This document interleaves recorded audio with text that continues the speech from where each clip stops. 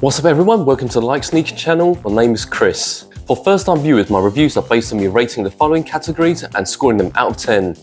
And I'll provide the full depth review, on-feet footage, sizing, value predictions and my overall feelings towards the sneaker.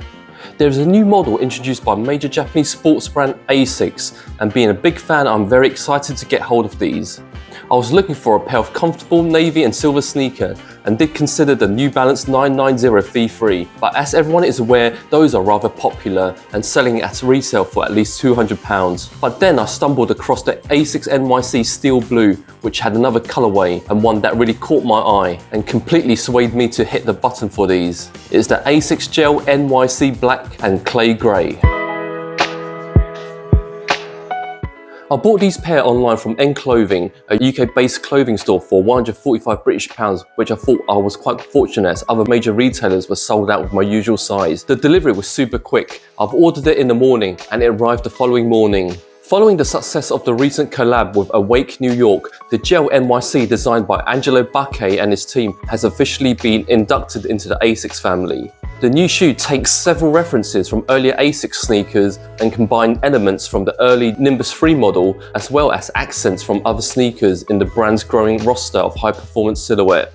Its upper construction references the Gel Nimbus 3 shoe from the early 2000s and blends it with various additions from the MC Plus V design. The lower part contrasts the upper's retro influence by using the Gel Cumulus 16 shoe system through a combination of lightweight foams and gel technology inserts. This midsole formation helps create a distinctive underfoot design.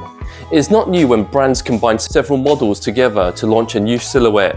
The concept of this model is to give a New Yorker street vibe, hence the NYC in the name.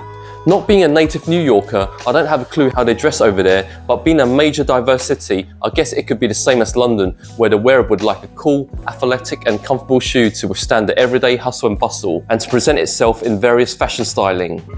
I will give this an 8. The sneaker is packed inside a recent Asics branded box made with recycled cardboard. For those who are interested in the label, you can pause and view this in your own time. Inside is just standard wrapping tissue paper, and being a gen release, there are no other secondary laces supplied, which I thought they could have thrown another pair of black laces to surprise the consumer. I'll score this a 6. The whole sneaker is constructed with a base that starts with a breathable black mesh with a metallic caging and overlaid with a beige coloured suede. There is a total of 5 eyelets on each side. We have the matching beige laces which are laced across the mesh tongue that is overlaid with the metallic streaks. We have a pop of the zesty yellow Asics sneaker on the tongue. On both lateral and medial side panels, more of the metallic and beige overlays and the signature tiger stripes in grey.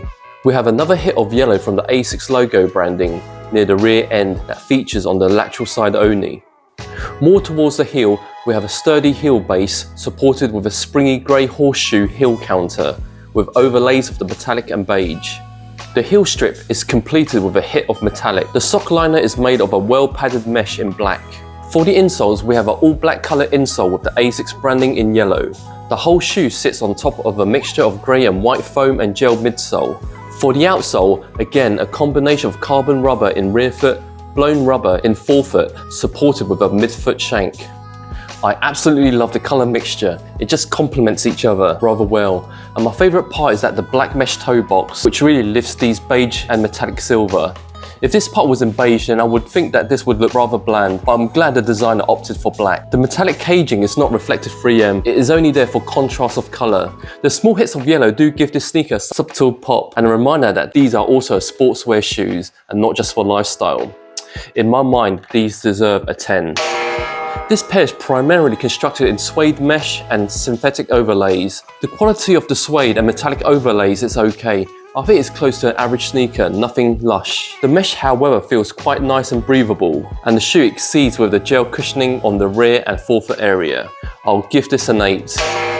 As expected, I think Asics did a pretty good job on these, probably a minor glue stains, as it is more noticeable on clay colour.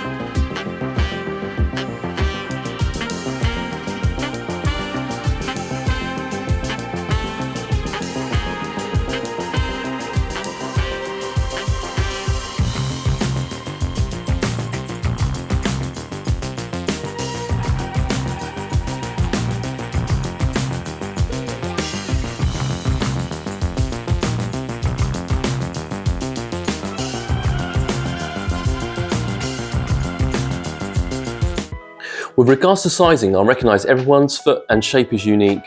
What I have done is I've measured my foot physically and I've provided you a simple guide on how I've measured my foot and my measurements, and you can pause and view this guide in your own time. Hopefully this will provide a better clue for viewers who are typically UK size 10 or US 11 or E45 towards the fitting of the sneaker.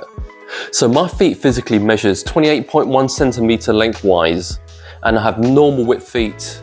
To give you some indication, my standard sizes for Asics Gel-NYC 3 and Gel-NYC 5 model is UK 10.5. I did some research and most people out there saying that these fit true to size, in which for me is UK size 10 in Asics measurements.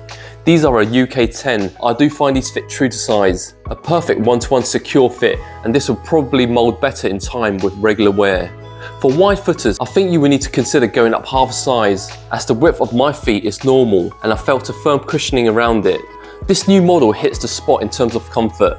I find these a perfect balance between the firm and bounciness like the New Balance 990 V3, and I love the response feedback I get from the cushioning. Having pronated feet, I feel I could wear these for long durations without any issues. I'll give this a 9.5. They are built as a lifestyle sneaker. The concept of the silhouette is for the wearer to do practically everything with commuting, exercising, running or casual wear. The beige and black colour blocking and looks can be rather versatile and presents itself with various colour dress scheme, either in jeans, joggers or shorts. Despite being a running silhouette, the design does present itself to be quite street vibe and even tones of a Balenciaga. I just want to point out that I've noticed that through time, the more you wear these, the more of the tongue will slant towards the side, in which the New Balance 990 V3 suffers from the same issue. Overall, besides worrying about getting it dirty due to the clay exterior, this sneaker is perfect for everyday scenarios. I'll give this a 9.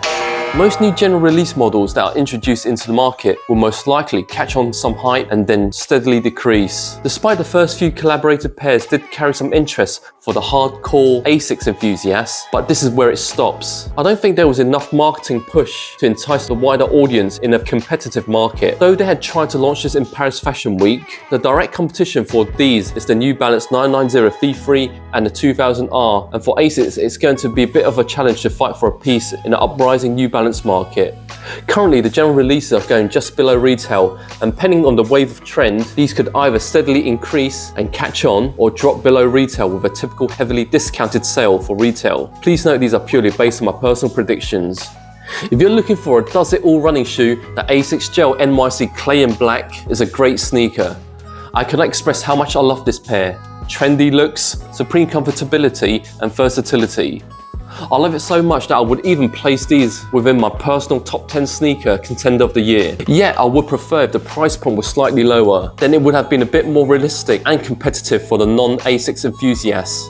However, you never know, maybe in 6 months time they could probably sit on shelves and go on a sale, and that would be an ideal time to buy a pair, and you shouldn't miss out on these, as these will be a good addition towards everyone's sneaker rotation for everyday wear. To conclude this review, I'm going to give it an overall score of 9.2. So do you agree with my scoring, and do you think these are trash? Don't be afraid to let me know your thoughts below. We don't need to agree with each other, and at the end of the day it's just personal perspective. Thank you for stopping by. Appreciate if you can spare a few seconds to hit like, subscribe and share this video and channel. And as always, I'll bring you more interesting sneakers for reviewing. Asics Gel-NYC Black Clay, gelling out.